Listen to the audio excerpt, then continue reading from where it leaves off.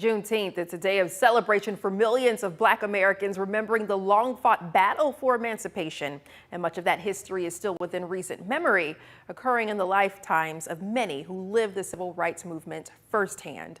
Several of those activists came to Scottsboro today to talk about the struggles of the past and to envision a better future.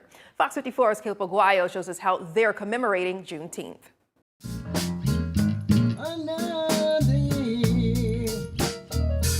Enjoying the sunshine today and remembering the shadows of the past. That's the latest from Scottsboro's Juneteenth celebration, which saw hundreds of people packed into the Scottsboro Boys Museum to hear about the countless struggles it took to make today worth celebrating. When I started voting, I was 18 years old. I had to pay a poll tax, but you don't have to do that now. And one time they had to take a test before but they cut that out just before I started voting, but I still had to pay a poll tax. From poll taxes to prejudice, Mary Sanford Abernathy lived through the worst of the civil rights movement. I've always known about segregation and how Black people were treated.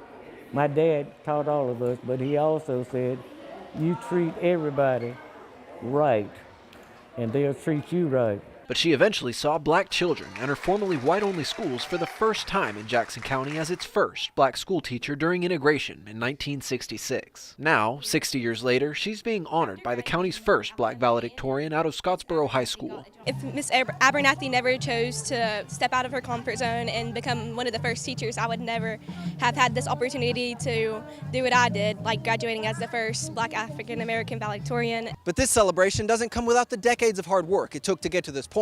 Even today, many here say there's still hard work left to do. It's about freedom, it's about emancipation, it's about possibilities. Juneteenth tells us that you can go from very dark times to something much, much better.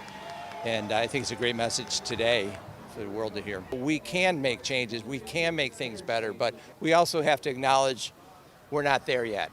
And those celebrating today say the best way to make things better is to go out and vote for the changes you wish to see. In Scottsboro, I'm Caleb Aguayo, Fox 54 News. Attendees also say the push to vote is essential to Juneteenth because millions of Americans didn't have the right prior to 1965.